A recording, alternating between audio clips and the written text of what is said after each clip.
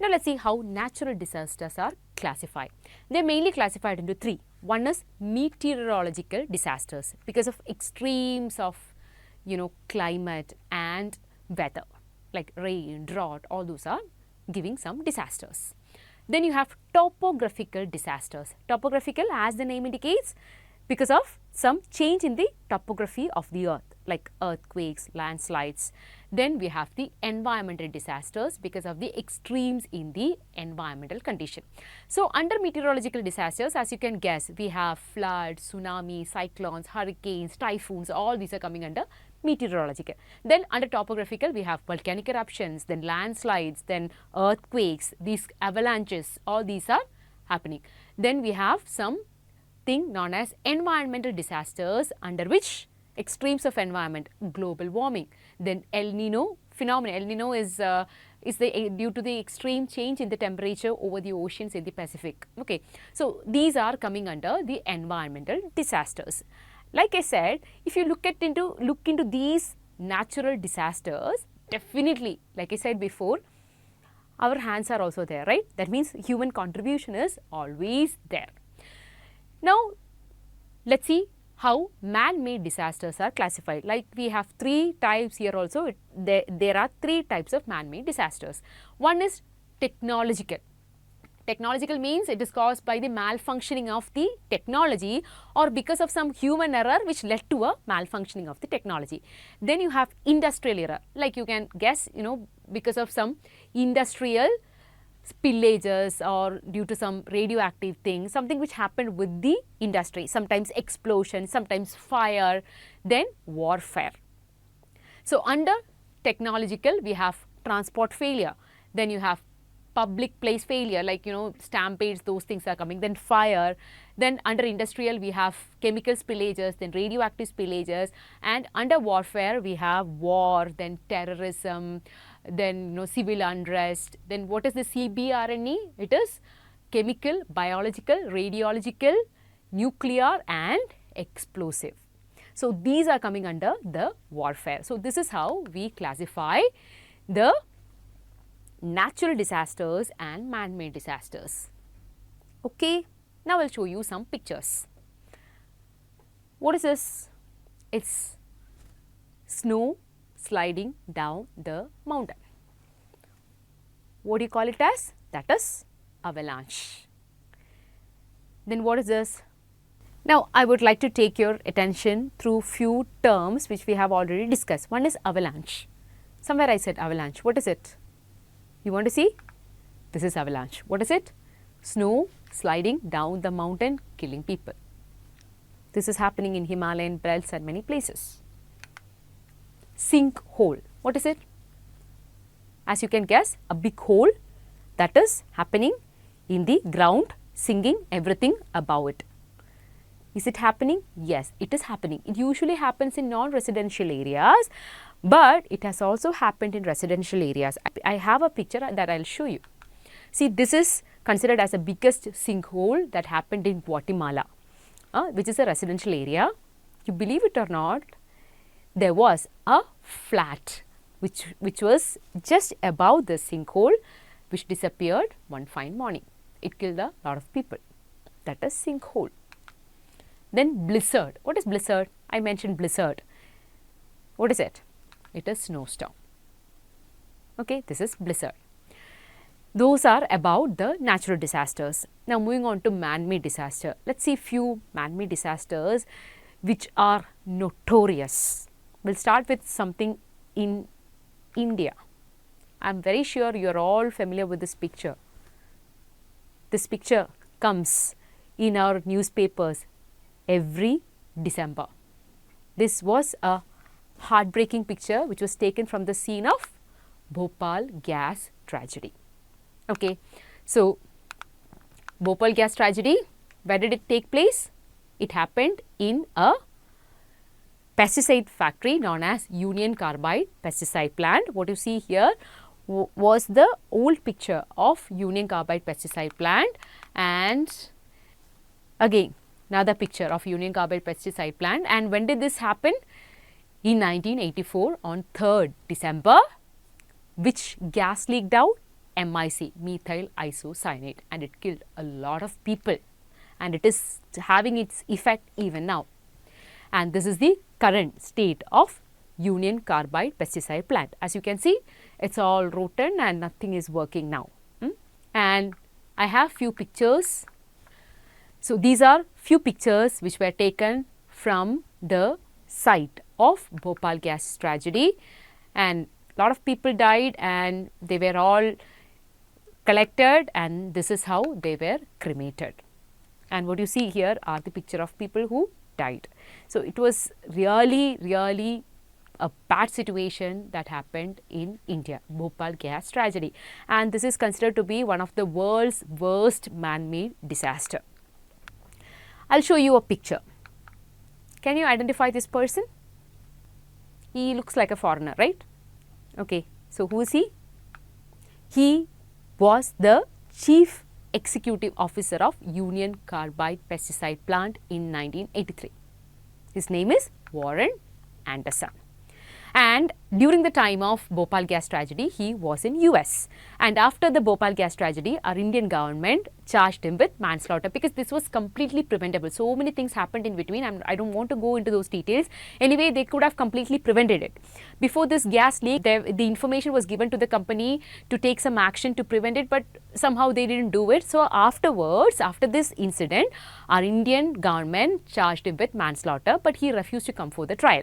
Then later, we had to, that means the Indian government had to promise that he wouldn't be put in jail. So with that promise, he came here, he took trial. After that, we put him in jail. Anyway, after he was made a prisoner, he took a bail and he flew back to US. After that, he was completely absconding. There was no news of Warren Anderson. However, we tried, we couldn't get him into our custody afterwards. But recently, news has come out that he is no more. Anyway, we don't know much about it. I just wanted to show you the picture of Warren Anderson. So that was about Bhopal gas tragedy. Moving on to the next. I have a picture. I'm sure you all will recognize this because there was a web series on this particular event. You're saying it right. It is Chernobyl disaster, which happened before or after Bhopal gas tragedy.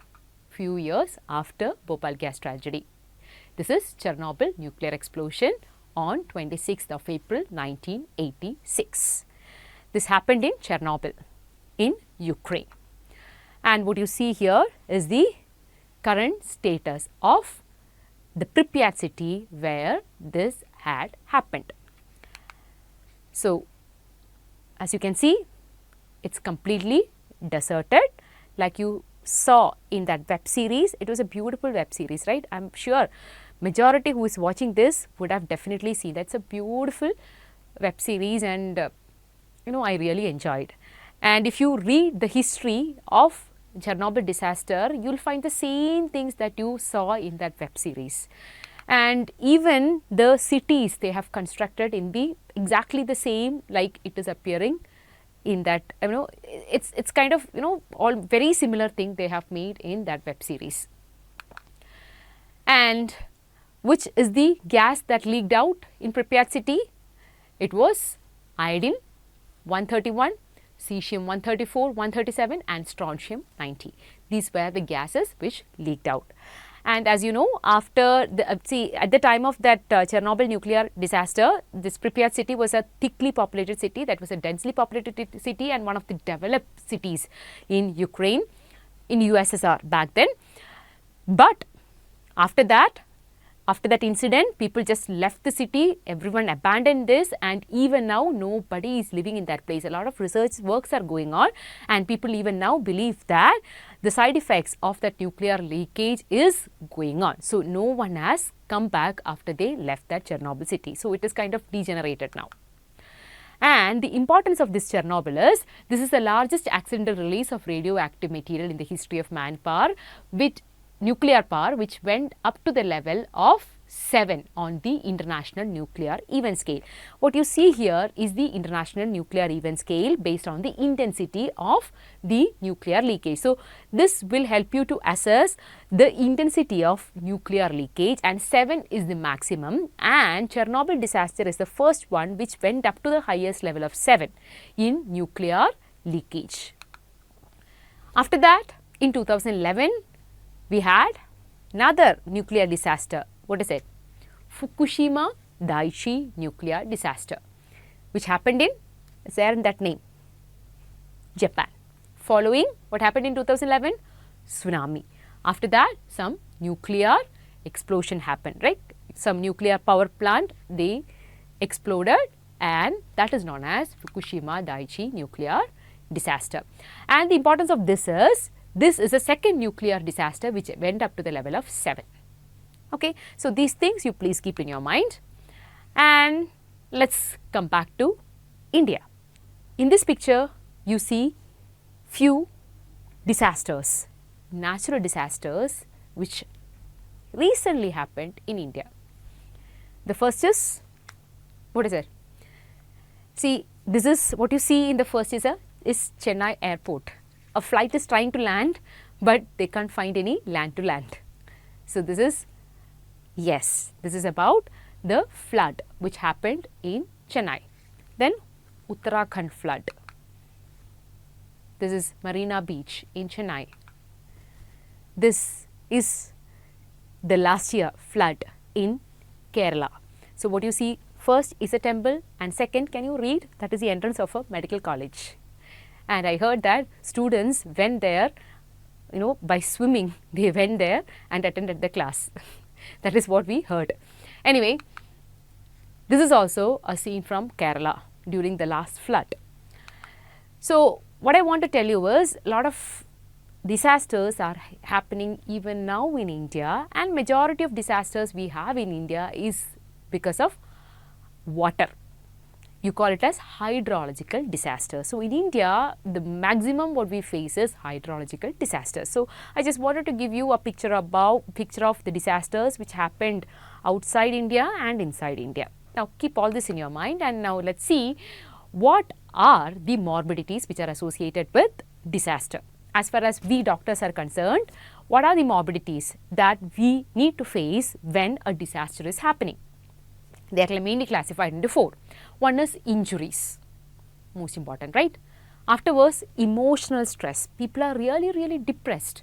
Then, after some time, epidemic of diseases. New diseases come up, and then increase in indigenous diseases. Some diseases which we have somehow kept under control, like malaria and all, comes back. So, these are the problems that we doctors and the health system is going to face after disaster. Apart from all the other things, the ones which are really going to give stress on the health system are these ones: injuries, emotional stress, then epidemics and increase in indigenous diseases. And it is said that for every one disaster registered, there are 20 other unacknowledged smaller emergencies with destructive impact. So, if you find one in newspaper, please do understand that there are some 20 others which went unnoticed. When is World Disaster Reduction Day? World Disaster Reduction Day, according to National Institute of Disaster Management in India, it is in October, second Wednesday of October. Whenever I ask this in class, students always say, Madam, 2nd October. They don't say Wednesday. So, I ask them, what is the disaster that happened on 2nd of October? Then they will say, Gandhi Jayanti, Gandhiji was born. Then I ask them, do you think that is a disaster? Then they will change and say, no, madam, it's not 2nd October, but 2nd Wednesday of October. So, that way you can also relate something related to Gandhi Jayanti. Whereas, UN General Assembly, they consider International Day of Disaster Reduction Day as October 30. So, according to NIDM, that means National Institute of Disaster Management, it is 2nd Wednesday of October, whereas according to UN, it is 13th of October. So, these things you have to keep in your mind.